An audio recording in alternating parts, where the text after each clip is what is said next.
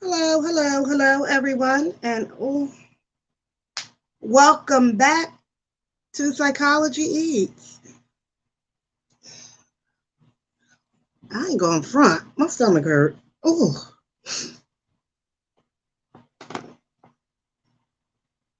I am grading papers.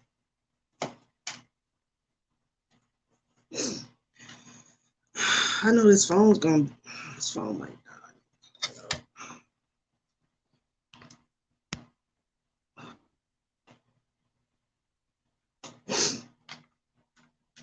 Hello, hello.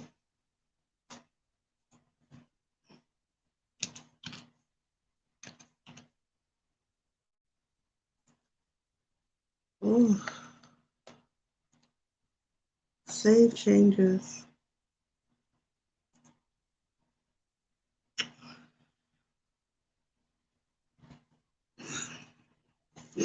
I am not grading papers. I'm putting together a midterm. Damn it, I need my book. I need a book. Oh, I miss having little kids. So, come here. Go 2 feet in front of me and bring me that. Oh, I miss having little kids. I need some grandkids. Because I need help.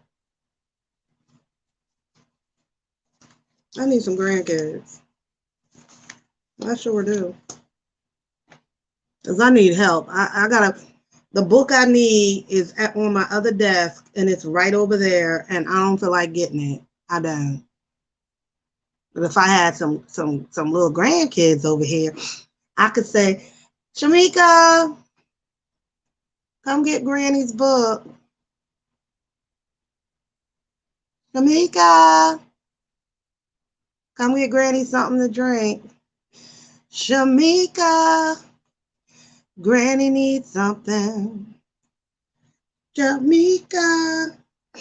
But I don't have any little Shamikas.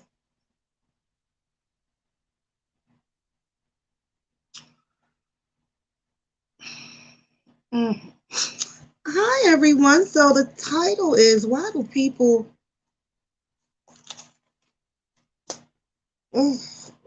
hate psychology? Why do they hate us? I swear when I tell people what I do, their assumption is that I'm trying to get in their business or I'm trying to get in their head or I'm evaluating them. And to be honest with you, that is absolutely true. It's somewhat true. We can't help it. It's somewhat true because that is a little bit of our nature. So yes, I do make assumptions about people. We all do. I evaluate people, but people hate when people hate psychology. They do. They hate psychiatrists. They hate psychiatrists, especially now this might be no, this is black men. I'm gonna say we mostly hate it. If I had to say like who hates us the most, it's like probably black men. And that is because they have not been exposed to therapy, counseling.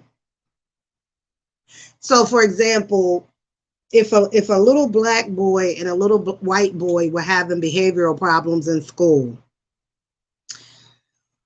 the way statistically what will happen is the little black boy will be disciplined. He would go to the principal's office and then he would be disciplined. A privilege will be taken away or he'll be suspended versus a little white boy. If he was having behavioral issues in school, he would get a referral to the guidance counselor. And therefore, the contact for him for a little white boy would be, oh, let's go to the guidance counselor. The guidance counselor is going to ask him how he feels, what's going on. And it's going to be a more pleasant experience than versus the little black boy. That is what we know happens statistically. And it still happens in education. Which, we trying to make, those of us who advocate are pushing that, guidance counselors recognize that, principals recognize that the differences in how children are either pushed toward guidance or pushed towards discipline. And if little black boys are always pushed toward the discipline, thank you, Maureen, they don't get an opportunity to experience psychology and counseling. They just don't. Oftentimes if I go into a school system and work in a system, I'm their first experience with a counselor. Somebody like me, their first experience, like having like a one-on-one counseling experience. And so for little kids, I always try to make it this wonderful, great experience because, right, I see what you mean, yes. I always try to make it this wonderful, great experience for them, even if they are problematic in the school. They could be the worst kid in the school, but I'm going to make sure that their experience with me as the first time that they meet a counselor or a psychiatry or something is going to be fabulous, because chances are later in their life, they're going to probably need counseling. Just because a lot of times it's a family issue, right? So I know they're not, they're with this family. The family is dysfunctional. They're going to always be with this family. So I want them to know that there's help. There's somebody you could talk to. There's somebody you can lean on in the world of psychology and counseling. So even if I don't fix them, I planted it in their head that there's this person called a counselor that you can visit and see that can help you. Maybe not now, but somewhere during the course of your life. To take that out of their head, you don't want their first experience to see a counselor to be 25 years old. By that point, they've already had all these misconceptions about what counseling is or what psychology is. Even on this app, if I make a comment about somebody, they get offended quick, especially now. Sometimes I just do this just to be an asshole. But if I get like a negative comment, or if I'm like comment fighting with somebody, which happens at least once or twice a week, I would usually, I'm not going to go like, you're ugly, you're stupid, you're an idiot, you're dumb. I'm like, you sound so lonely. When is the last time you had a hug? What was your family like? Were you traumatized? Oh my God, that makes them even madder at me. Oh. But oftentimes it's really the truth. Like, some of the meanest people you ever want to meet on some of these apps didn't get the nurturing that they should have had when they were children. They just didn't get it. Kevin Samuels is, when I look at Kevin Samuels and some of his rhetoric, I know that man won hugs. Now, see, Cheryl just called me crazy. Cheryl just called me crazy. What does crazy mean, Cheryl? What does that mean to you? Oh, somebody's trying to call me. Not right now. I'm into this conversation with Cheryl. Cheryl just called me crazy. Now, crazy is a negative connotation. It really is. Because what does that mean? Because I've met a lot of crazy people. Some of them had murdered their whole families. Those people, I call them crazy. Now, I met some murderers in my time in this field. Brooklyn, he definitely got mama issues. But so crazy to me is meeting in a cell with a 15-year-old who has just murdered his family. And I'm like, you might be a little crazy. Who do you see when you need counseling? You, Cheryl. I go to you. I call you, Cheryl. So, counseling for a lot of people is that forbidden fruit. Psychology is that forbidden fruit because so many of us have learned, especially in the Black community. Cheryl, I don't know what you want me to. See, Cheryl is one of them people. Cheryl got issues. We know she got issues. So we just got to pray for her. In the Black culture, we've always disciplined our children. This is going to end. White race, we know their way was different. Yes. Cheryl, everyone has issues, but some people cannot manage their issues. And because they can't manage their issues, they need psychology, they need psychiatry, they need a clinician, just because it's difficult to manage. A lot of people are in pain, and a lot of that pain starts in childhood. We can't control what happens to us in childhood, right? And so many people carry that pain into adulthood, and then they act it out on everyone else. Cheryl says, I'm insane. Cheryl, if I was insane, I would, and if I was insane, I should, first of all, because I work with people who are insane, they are on heavy medications. And honey, I don't know what is in the medications. I know what is in it. It's sedatives. If I was insane and on medication, I would be, I wouldn't be able to keep my eyes open. So we know that Cheryl, well, somebody tell Cheryl my credentials because she obviously is new here. I just taught that the other day in my lecture, Cheryl. Cheryl, I just taught that. Anywho, y'all. So, oh God, Cheryl. Girl, I know I'm not perfect. Have you seen some of my videos? Shit. Charlotte's making a good point, y'all. The assumption is that because we are in psychology, psychiatry, counseling, that we think we're perfect. As the professional, we think we're perfect. But let me say this. We definitely need to be stable. We need to be stable. Now, I have supervised counselors, therapists who were going through some stuff and they weren't stable. And I'm like, you know what? You're not in a good position at this time in your life to be working with people because you're not stable. So yes, the therapist absolutely needs to be stable.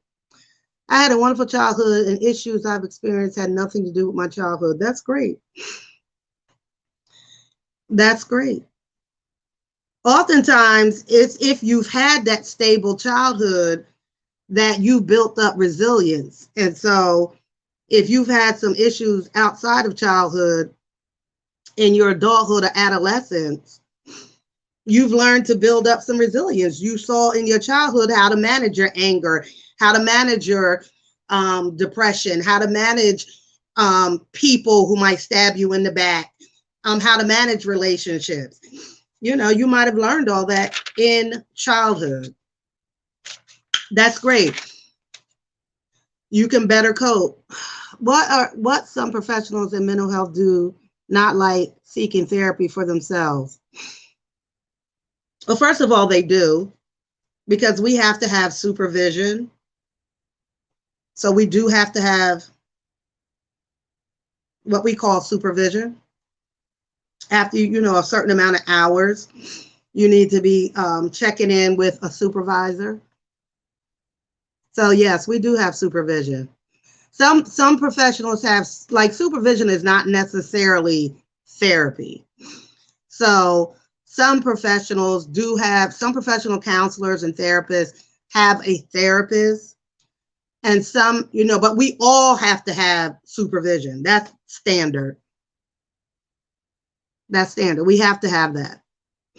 But most of us, I mean, we don't have to be in like therapy, but I mean, we go through divorce, we go through trauma, we have issues that, need to be dealt with in therapy. Sure. Most therapists are not loony as hell, Cheryl, honey. We are not. Robbie says, I didn't have any anger issues or any depression. Okay. Maureen, you get supervision? Oh, yeah, you're a TSS, so your BSC supervises you. I've had that position. Don't listen to them haters. Psychology. Can't like, girl, I've been listening to this ever since I got into the field. I've heard this for 25, 30 years. 25, 30 years. People, and a lot of times people who are against psychology is because they've had a bad experience with a psychologist or a counselor, or they just have issues, and they think somehow as psychologists we can see the issues. They feel like we can see it and we'll expose it, and so they hate it. They hate it. So, and you don't have to be licensed. It depends on where you live. Depends on where you live. I work under somebody else's. I can work under a doctor's license. It depends on where you live. Now, Cheryl, I'm going to have to let you go because you're starting to get on my nerves. Now you're done. So Cheryl is blocked. She's out. She's talking crazy. I can tell when somebody slip in on my, believe me, I got a lot. When you work in this field, we get people who are unstable. Honestly, we get unstable people. We get unstable. She's probably unstable, or she's had a bad experience, or she's schizophrenic, and we get that. We get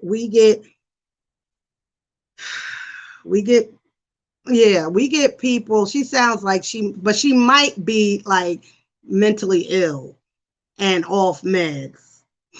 I go into the chats of like some of the like real big channels, psychologists and psychiatrists, and some of the people that they get in their chat is scary.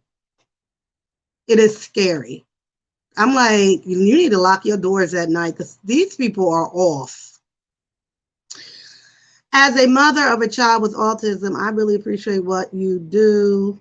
I never thought I would need therapy, and now it's so helpful. Absolutely. Oh, I would definitely recommend that to a mother or father, parents who are have children with autism. Really, no matter what spectrum, because autism is this huge spectrum, and your child can have, deficits anywhere on that spectrum. But even if they are high functioning, they still have the social skill, lack of social skills on that side, or very low functioning, and they kind of need you to do almost everything for them. For parents who are parenting children on the spectrum, they definitely need support. Because I know I've managed programs like that, and just, the kids will be in my program like 4 hours and I'll be exhausted.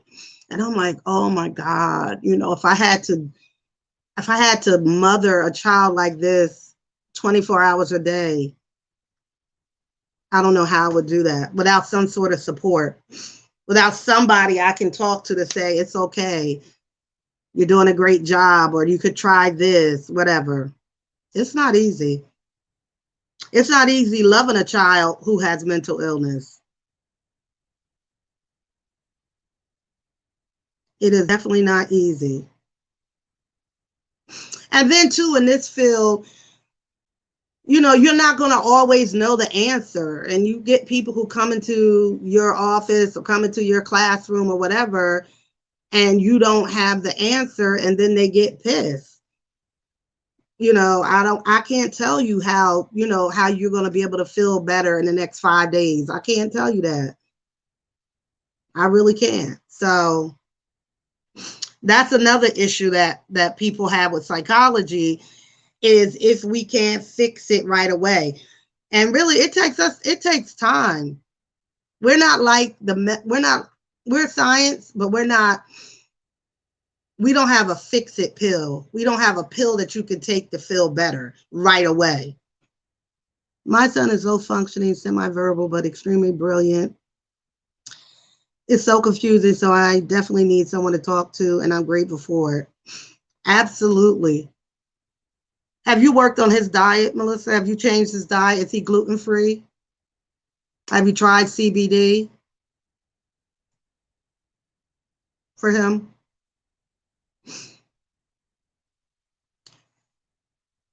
A lot of parents who have autistic kids do the gluten-free diet. They've done, work with CBD oils and medications, and psychotropic medications to help.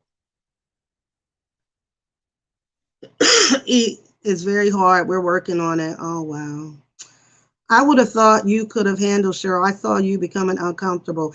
You know why, Robbie? Because I cuss.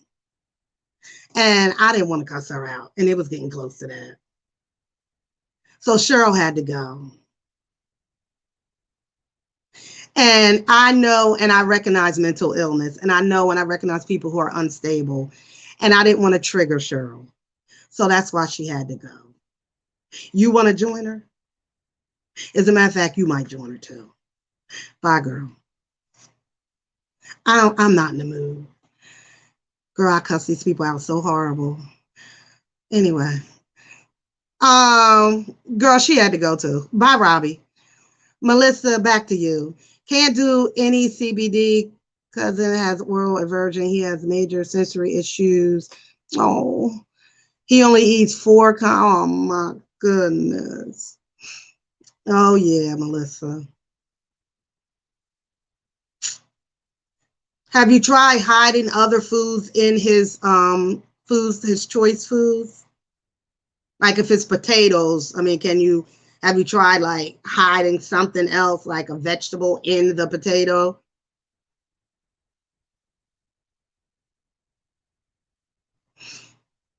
Like, I don't have time for it. Y'all have no idea what, I mean, I've been in this field a long time. A long time. And at my level of how I work, like I'm a clinician, but I have my supervisors are psychiatrists and psychologists. They go through it. They really do. They really have to be careful out in these streets. Hey, boy, something happen. They really have to be careful in the streets. They really do. Because you have so many people are unstable, and they blame psychologists and psychiatrists for all of their problems. And it could be a problem.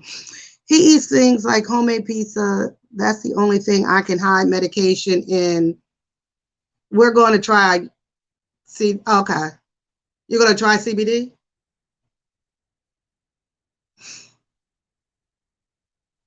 I mean, if he's really anxious, I mean, you could try like an anti-anxiety medication. Yeah, girl, I don't have the pay. I'm hormonally going through like seasonal mood changes myself. Like I have this much patience. I don't have patience for it. I don't. I really don't. I suffer from depression and had a great childhood. Hmm. Do you have actual patients that you deal with on a daily basis? No. No, I don't. I'm out of practice right now. Shut up, boy. Stop capping. Let me tell you something. I used to be so against marijuana smoking. I was I was against it. But over the years, I've kind of bent because my former patients when I was in practice, they were like, I smoke. I'm telling you, it helps me. It helps me. It helps me. It helps me. So listen, now that psychiatrists are prescribing marijuana, I'm off of that. I'm like, okay, all right, fine, whatever. Medical marijuana. It's it's not the cure, but it I guess it helps. Why is she depressed when she had a great childhood? Well, I can get into the whole hormonal issues with women.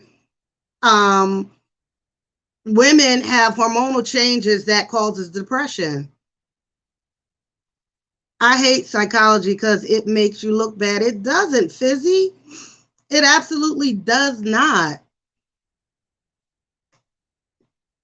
Psychology helps people in so many ways. It can help you even it can help you even if you were deciding to get married. Like you want to get married, but you want to make sure you're picking the right partner.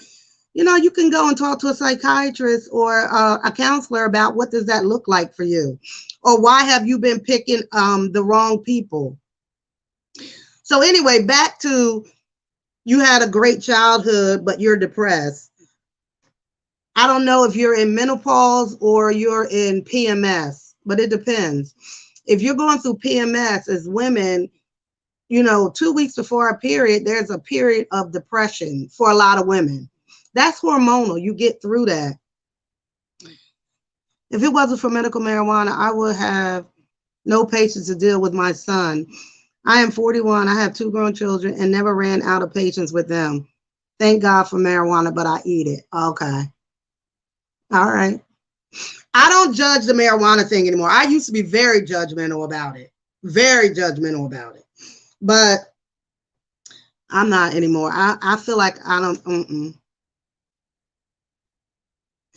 know. I had a student come to class who was very, very much high. And I called him on it, privately because he was just high as hell. And he said he had an edible. But it didn't look like, if that's what an edible do to you, then you don't need to be, trying to focus in a lecture because he was not able to stay with it. And he said he was on an edible. Makes me look badass and guarantees me a marriage. Never mind psychology. Makes me look badass. And I don't get that fizzy. Since my early 20s, I'm sorry, Maureen, I'm popping all over the place. That you've been depressed. I'm telling you, it's probably hormonal. Because not all depression, clinical depression it's not just because you had a bad childhood. You could be clinically depressed and had the best childhood in life. And that's why people who are clinically depressed sometimes think like, nothing bad has even happened to me. Why am I depressed? It's the chemical imbalance. It progressed. I received help at 39 and not ashamed. Good. It has nothing to do with something happened to you. It has everything to do with the chemical imbalance. That's why it's the same way if I ended up having MS or cancer or whatever. I didn't do anything to warrant me getting cancer, but I got it. You know what I mean? And so now I need treatment. That's the same thing with clinical depression, right? Yes. It's clinical depression. You could be in a great marriage, have wonderful kids. Everything could be great. And you depressed, you sad, you crying. It's clinical depression. It's a chemical imbalance. Yes, I have on a, but girl, I thought I blocked you. First of all, oh God, how do you keep blocking? Let me try to block Robbie. Robbie, I gotta block you because you making us mad. You making us all mad. Uh-oh, I didn't mean to put that up there. I didn't mean to put that up there. Because I hit the, oh, oh, oh. I'm sorry, Marina. I don't put your bit. I really didn't mean to put that up there. I felt guilty for a while until a doctor told me exactly what you said. That's it.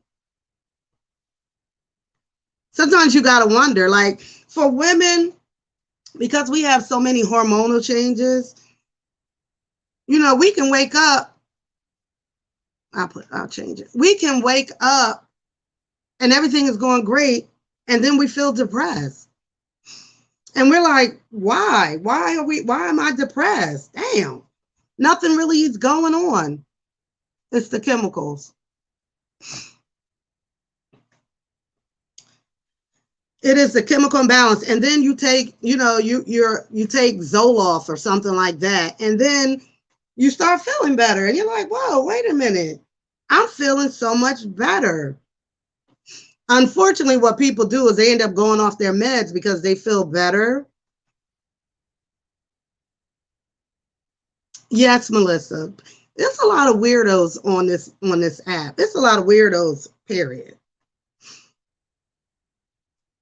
Like these people, because when you go live, it like I can be on my phone and I'm just going scrolling. Is it scrolling? Strolling? Whatever.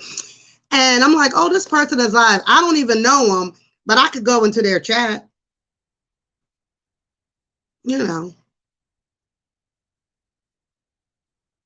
It's sad. But they don't understand that, like I see some people like really commenting and going in on people. They don't understand that YouTube can track you. They could literally track you, or even, the person who chat you're in, like, right, they can really track who you are, where you live, all that shit. All because you want to act dumb in a chat? Come on now, stop. Oh, damn, I got rid of 2 Robbies. And a lot of people have a lot of channels they can come back and forth into.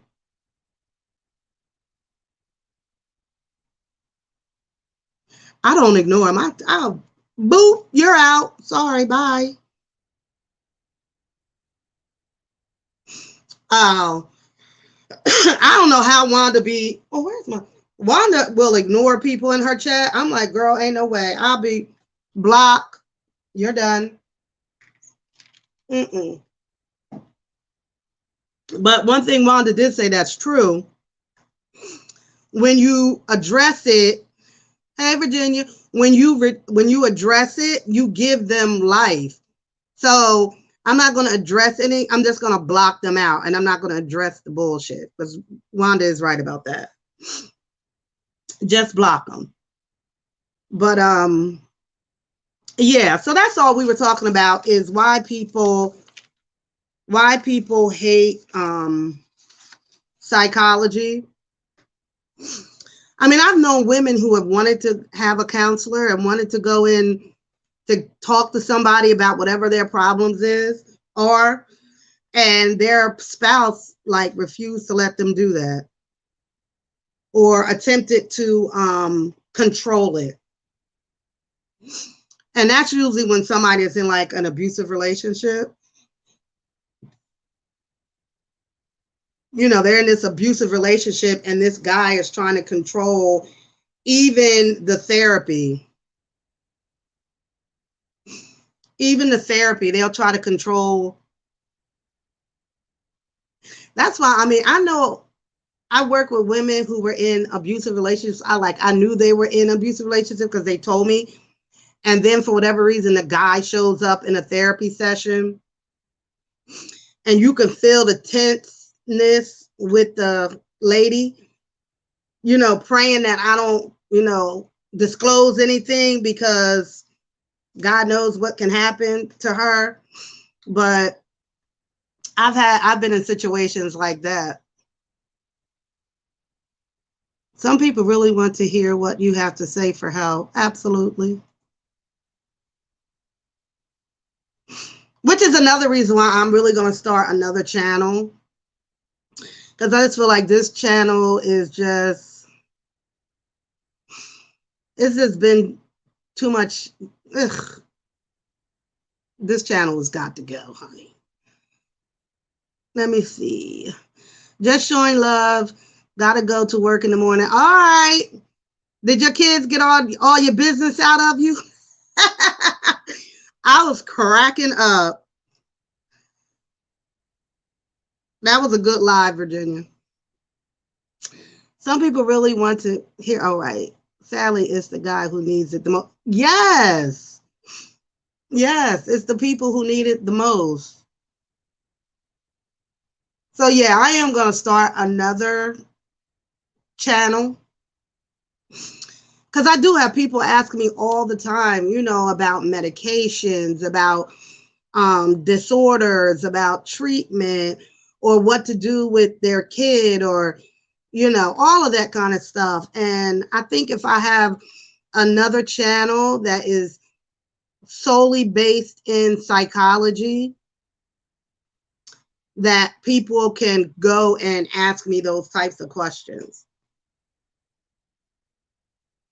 Because this channel is really drama, tea, and psychology. I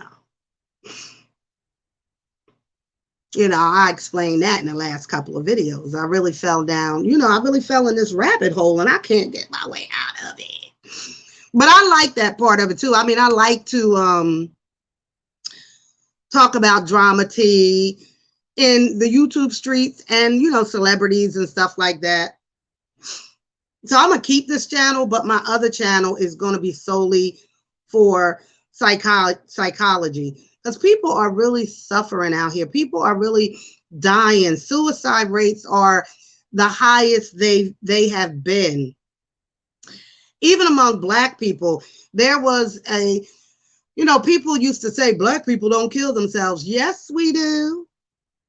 Yeah, we do. We sure do. We sure do. I know, of 10 families who have had somebody kill themselves within their family. Shooting themselves in the head, like all kinds of stuff. Black people kill themselves. We sure do. Even if it's overdose, maybe they didn't mean it, but they've overdosed. And I think we have this misnomer that we are so strong. We Black and we strong, honey. We strong. And what that told us was you're supposed to be strong, so you don't need a psychiatrist. You don't need a psychologist. You strong, honey. We Black and we strong. That's not true. Are we strong in a lot of ways and adversity that we had to deal with? Yes. I mean, we got through the trauma of slavery for 400 years. When I think about 400, oh God, the amount of trauma that we carry in our genetics, we should be the people who are in therapy at the highest rate. We carry trauma in our genetics. We carry it. But yet we're the ones who are least likely to go to psychologists, or counseling, therapy, to see a clinician. And we're carrying all this pain. I live close to, not far from, an hour from Philadelphia. I can watch the news tonight, and it'll probably be maybe 1 or 2 people killed, maybe like in the same neighborhood. That's trauma. Shooting after shooting. I was in Maryland. Certain parts of Maryland is really violent. It was like 5 or 6 shooting deaths in one day. That's trauma. Black neighborhoods. Like, I live in a mixed neighborhood, but I guarantee you, if one person got, if a squirrel got shot out here, there'll be hell to pay. If somebody shot a squirrel, hell to pay.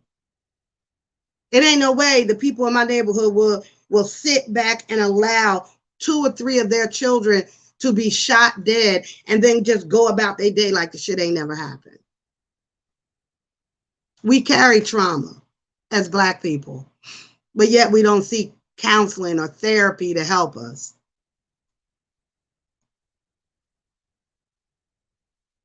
It's awful. And then they want to say, oh, you crazy. You the counselor, you might be crazy. Okay.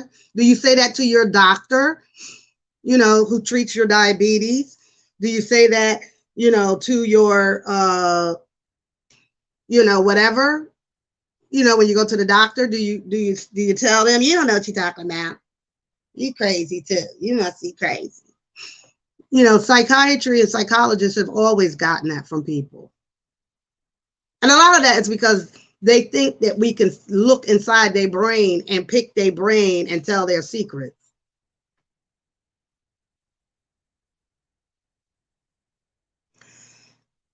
Secrets kill you. That's the problem with secrets. Secrets kill. And as Black people, we've been taught to keep secrets. We have been taught to keep the secrets. Don't tell nobody what's going on in my house. You better not tell nobody what's going on in my house. So I can't tell nobody that your boyfriend is touching me. You don't want me to tell nobody that? You don't want me to tell nobody that, mommy, daddy, whatever? So you just hold on to those secrets, and secrets will kill you.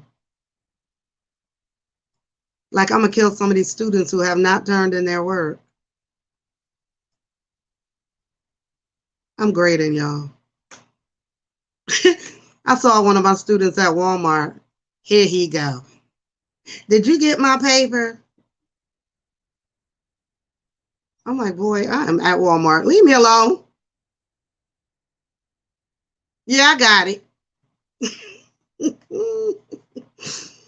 ah.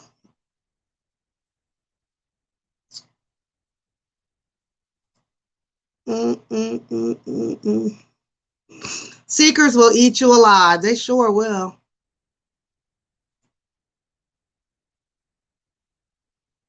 And especially little Black kids, they've been programmed, like, working in schools and stuff. I can't tell you that. My mommy told me don't tell none of your business, none of her business. And that's kindergarten. My mommy said don't tell none of her business.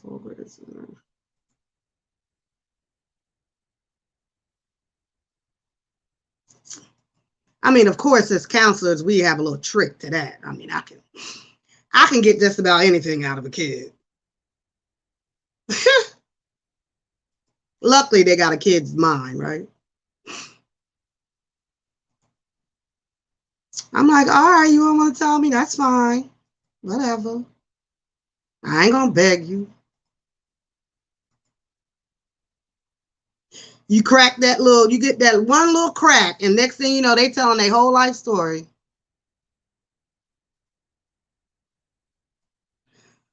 Their whole life story, honey, more than you even want to know.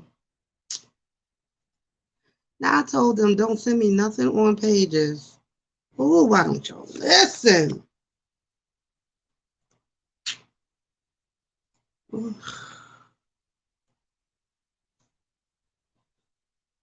So, anywho,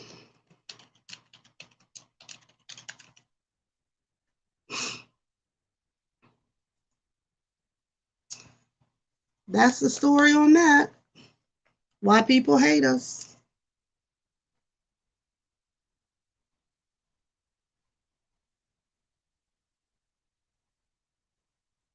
Oh my freaking goodness. Oh, okay. That is why people hate us, because they don't understand us. They don't.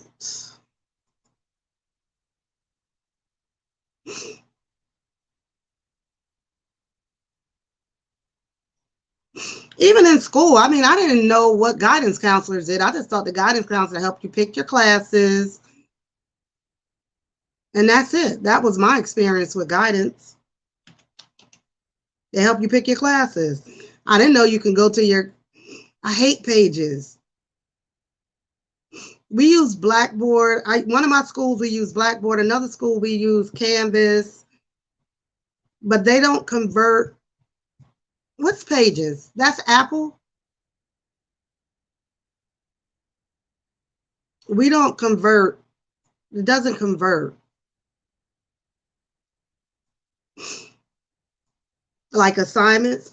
Pages, I don't like Google Docs either. I'm old school. I don't like Google Docs. I don't like Pages. I don't even want you to send me anything on a PDF.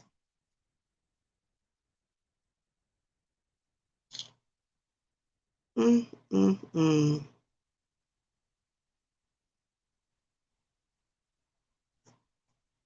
Nope, I don't like none of that. I'm too old school. Ay, ay, ay, ay, ay, ay.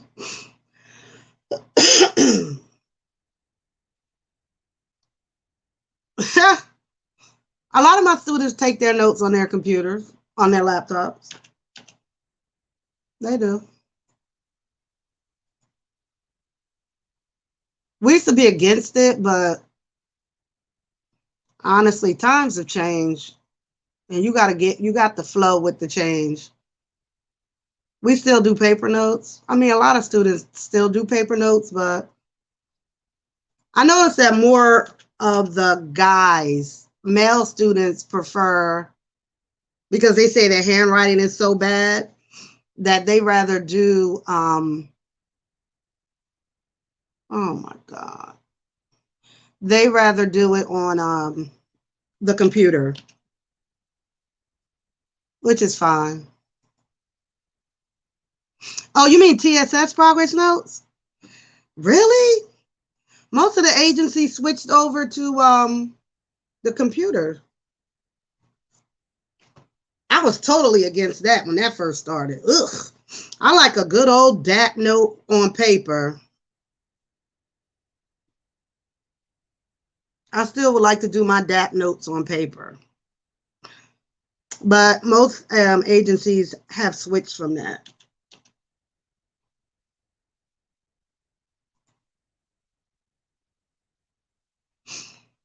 But I don't do they don't even call it Provider 50 anymore. What do they call it now? I forget. I know, I wish I could. Oh girl, I can't even read this. Eh.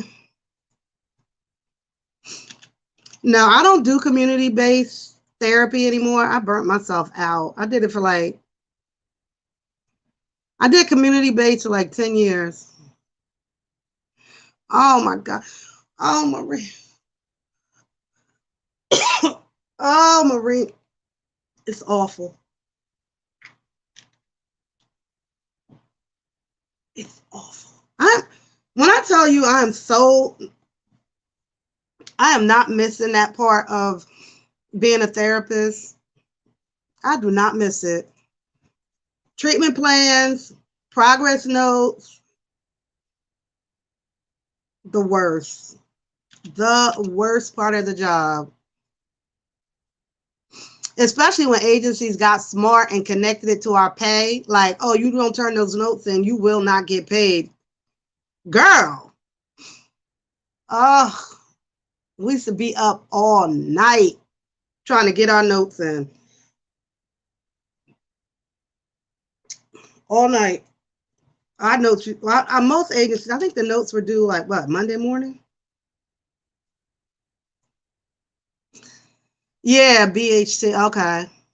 Oh, it's the worst part.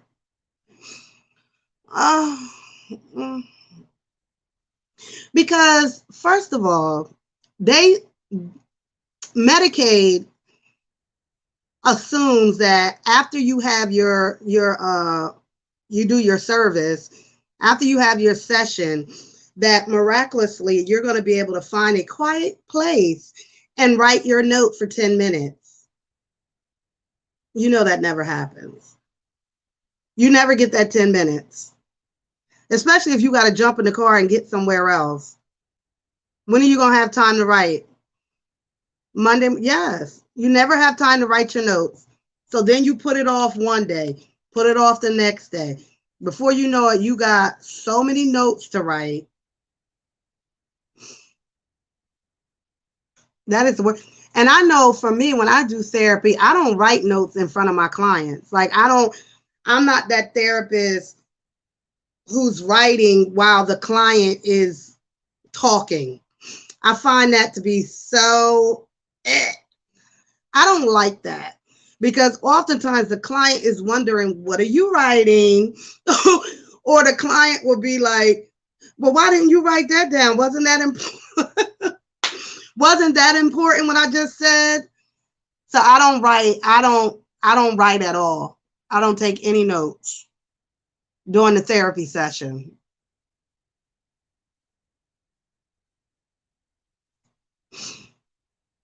And then as soon as one client leaves, usually I need to take me a break. I need to take a little breaky break. So now if I don't want my little break and now here comes the next client, when did I have time to write my note? I'm a good therapist, but I am a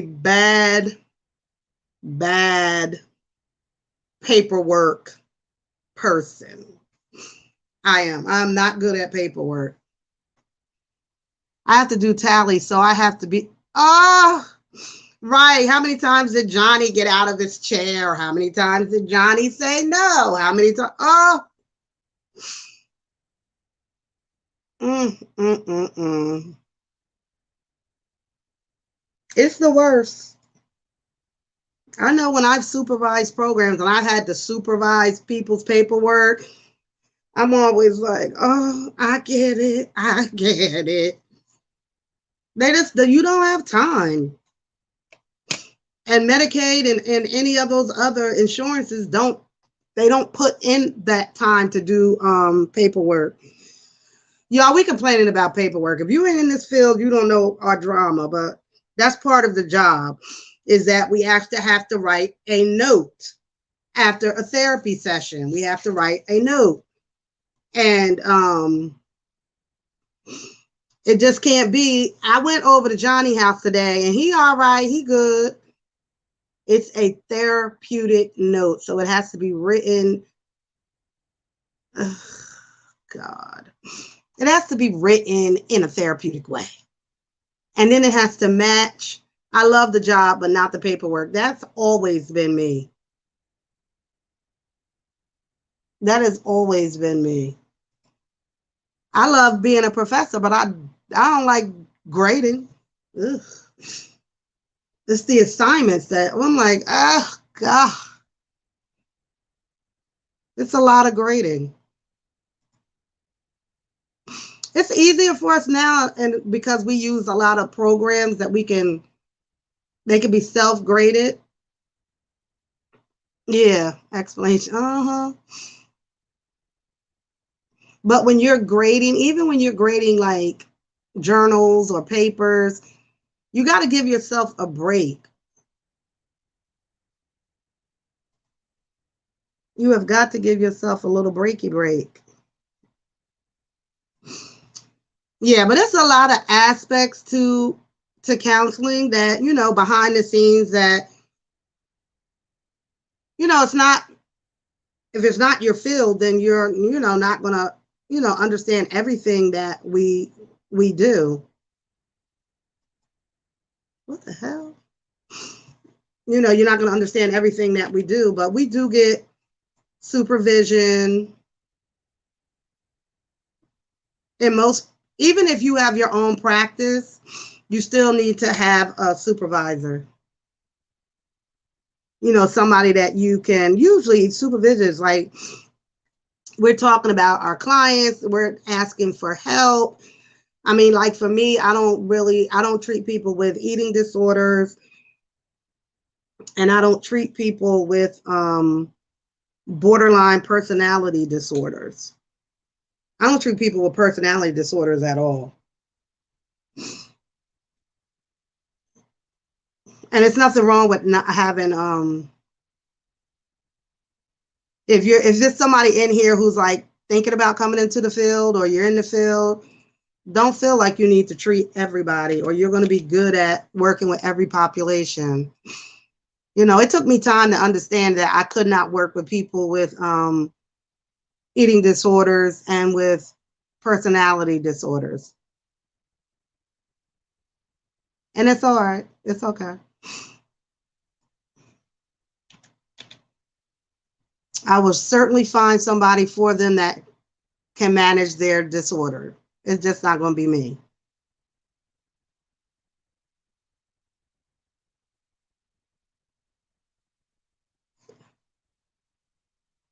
Yep.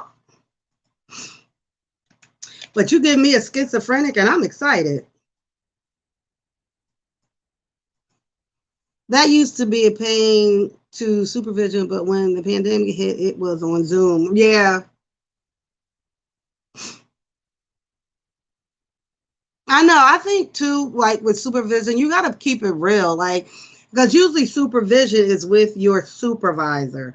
So sometimes you don't maybe want to admit to your supervisor that you're having trouble with a client, or you hit a wall, or you're not sure what to do. So supervision is not it shouldn't be a judgmental zone. You know what I mean? Like, you should be able to go in supervision and be like, I'm really frustrated with this client. I can't deal with it, blah, blah, blah, whatever. Or I'm doing really great. This is really working.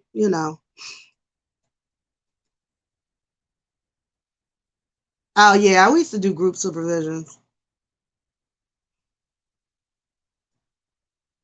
I like group supervision because usually, like, I always wanted to do, like, I like to do, like, like we have a family, like, doing a case study. I was always the one to be like, okay, because I need a visual. So if we're talking about the Smith family, I need to do a family like tree. Like, okay, here go Mrs. Smith. He married to Mrs. Smith, but then there's an X, and then I'm drawing all that. All right, now let's figure out who's the client that we're there for. That's me in supervision. I need a visual, honey. And then, yeah, and then other people have ideas. So that's the point I'm making too about psychology. Don't go in thinking psychologists, psychiatrists, and counselors are perfect and we know everything. We don't. That's why we have supervision. We do not. Even when I'm teaching psychology, if somebody asks me something in a lecture and I don't know the answer, I would tell them real quick, somebody Google this for me, or somebody Google that, or somebody let me know, or I'm not about to be sitting there acting like I know the answer and I don't. Because I teach a lot of students who are psychology majors, so they want to come into this field. But I'm about to retire, so shit, somebody else got to take the helm, honey. I'm very close to retirement and I can't wait.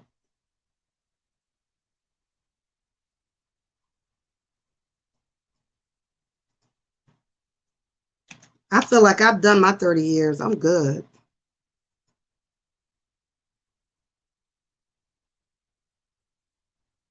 It was good because others went, oh yeah. I have done 30 years in this field. 30. I'm good. Yes. I started out in group homes. Yeah. started in group homes. My first group home were 6 men with six schizophrenic men, and me, and some other workers, you know. But back then we worked by ourselves. If I was doing 3 to 11 by myself, 6 schizophrenic men. Yes, living on the wild side, honey. And back then, honey, the medications were not that good. So believe me, they were actively talking to themselves, actively delusional, scary. Until you understood the disorder. Hey, Carolyn. Until you understood the disorder, and then it just became like, okay, he over there talking to himself. Okay, he delusional. Okay, he's hallucinating, and it was nothing. But there was also dangerous times in that too, because you know, off medication and becoming aggressive is real. So, honey, I've been through it in this field. I have. I haven't always had like a cushy office and my clients come in and see me. That was not the case. I've been through it in this field.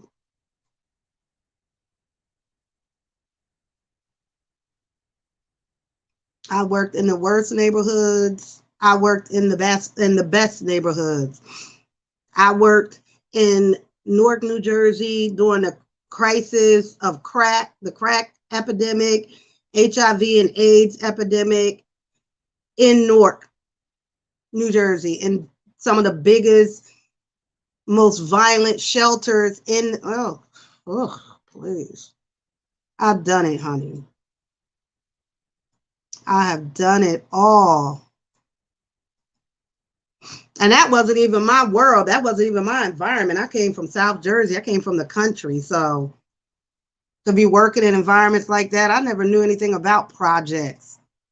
People living in project buildings and stuff. I ain't know that shit.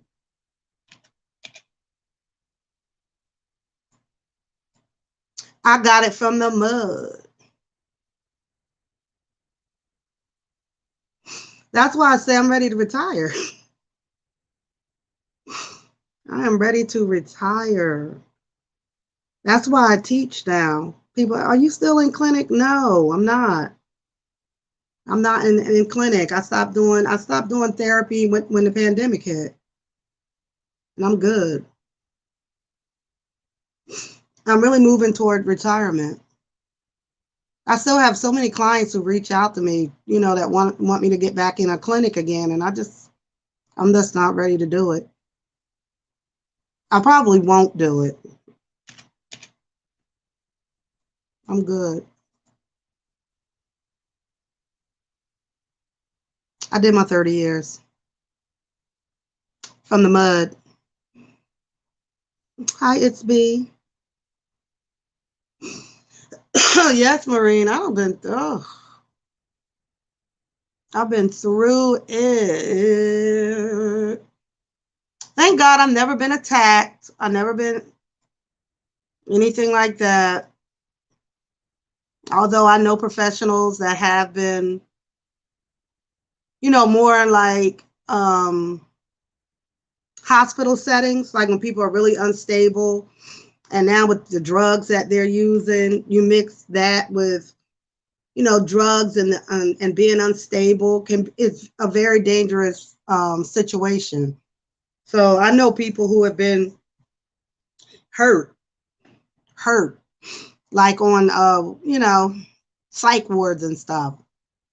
That's never been my thing because I don't really like to deal with people when they're like that unstable, like at the hospital level. Nah. But I'll be there to pick you up when they say it's time to release you. I'll be right there. And I sure will put you in there if that's where you need to be. But I don't want to work. Ooh, but I don't want to work in a hospital setting. I don't, did I ever do that? No, I never worked in a hospital. Oh,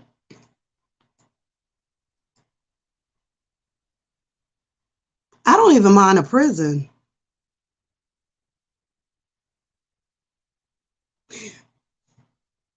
I take that back. I do mind a prison. I mind a prison. Ah, I couldn't work in a prison now. I have, as a counselor or whatever, but no, I wouldn't do it now. I take that back. It's a lot of things I wouldn't do now. Even Maureen, I don't want to do community based anymore. You know, you just don't know what you're gonna find when you get there. Like, is Johnny gonna be in a bad mood? Is the dog gonna be out the cage? Like, ugh.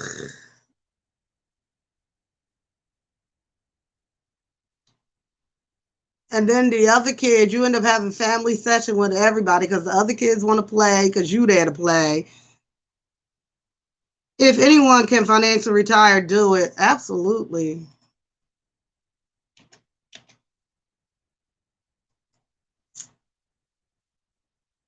It's so sad when people don't like you finally get a chance, you finally retire, and then you have some illness or sickness and you can't even enjoy the retirement. I will not be that person who works until I'm 80 years old just because I like it. No, that's not me. Oh yeah, you did tell me that, Maureen. Yeah, you're in the school. Yeah, that's better. That's good.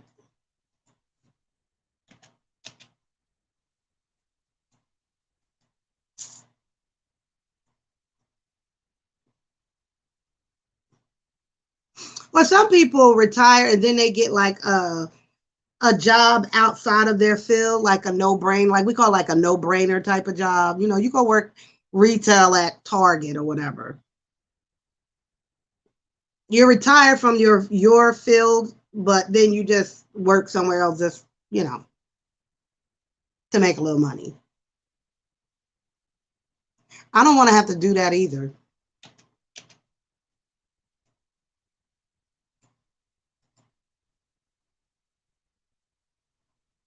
I like teaching. I feel like I could probably teach for past retirement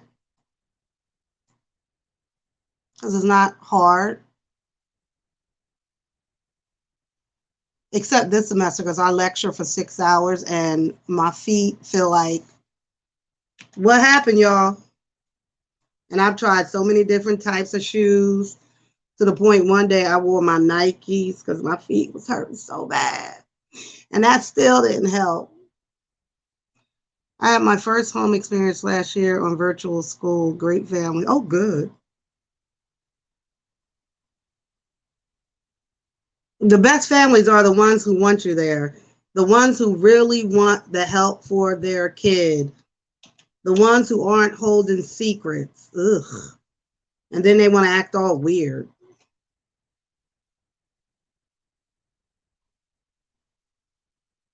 because they got all these secrets they don't want their kid to tell. And you know the kid gonna tell, girl. I'll be like, let's go outside and play kickball. Mm-hmm. Well, I can't stand that weird stuff. Like, stop. And I ain't even talking about like abuse, sexual abuse, physical abuse, because them parents aren't even letting you in their house.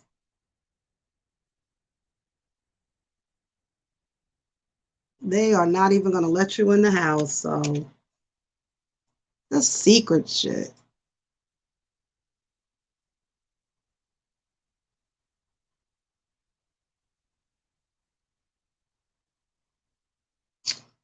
And but anywho,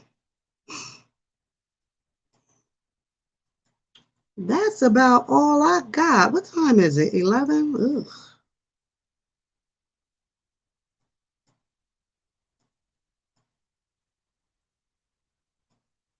It's 11.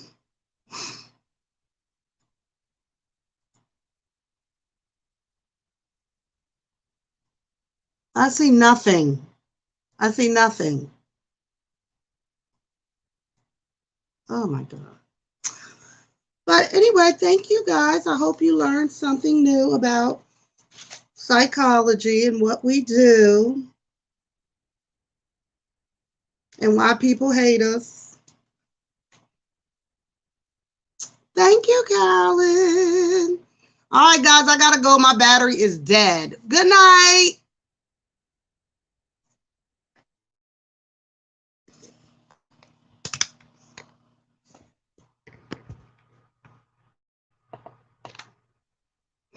You're my little secret.